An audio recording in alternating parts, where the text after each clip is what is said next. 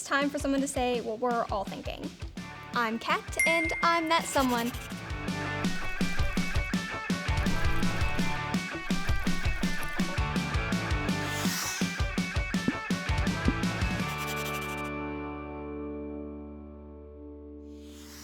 Being a kid isn't all fun and games. How many times has this happened to you? You're in bed and teeth are brushed, more or less. But you can't stop thinking about those cookies in the kitchen. It's tough, right? I've been there. Thankfully, my mama knows me and she knew what I was thinking about. So she yelled from the kitchen, "Now may seem neat, but tomorrow's treat is way more sweet." And it was true. Not just because it rhymes, those cookies were way better as an afternoon snack. Hearing the right voice matters, and knowing where that voice is coming from matters.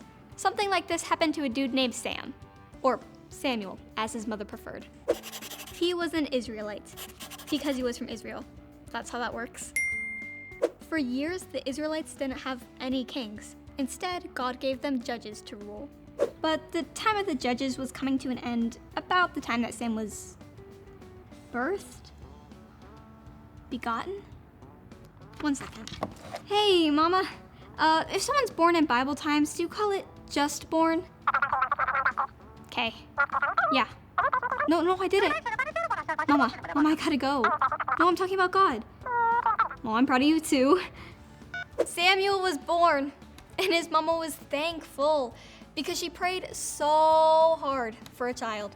So thankful, she made sure he grew up serving the Lord. Sort of like your parents bringing you to church, because that is where you live now. Sam served under the leadership of a priest named Eli. I don't know exactly how old he was, but I'm guessing he was like my papa's age. Yeah, I said papa, so Eli and his sons were in charge of serving God at the tabernacle, which is where the Israelites worshiped God. But for some reason, his sons didn't follow God like they should. One night, as Eli and Samuel were getting ready to sleep, a voice called out Samuel's name, and Samuel thought it was Eli. So he went to Eli and said, "Here I am," he called. And Eli was about ready for bed himself, and he was like, "Kid, I didn't call you, go back to bed."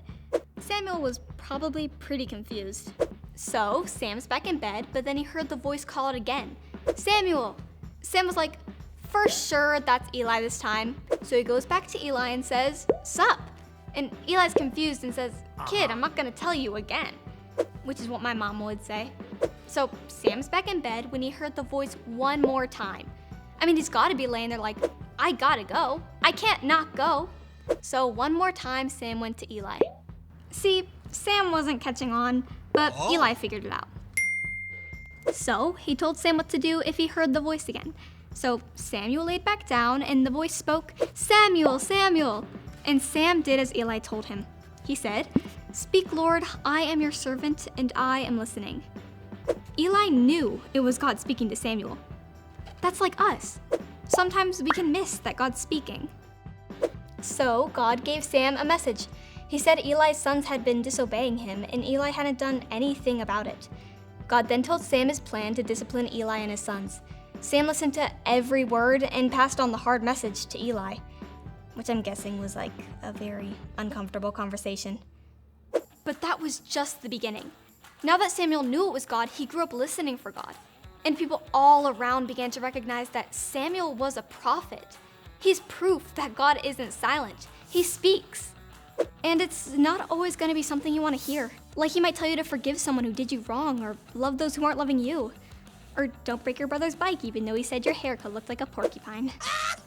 God may not speak out loud like he did for Samuel. He may speak through the Bible or worship or through his creation, or even other people. God still speaks to us today and we need to be listening. Whoop, Mom's calling. Think about this stuff. I gotta go.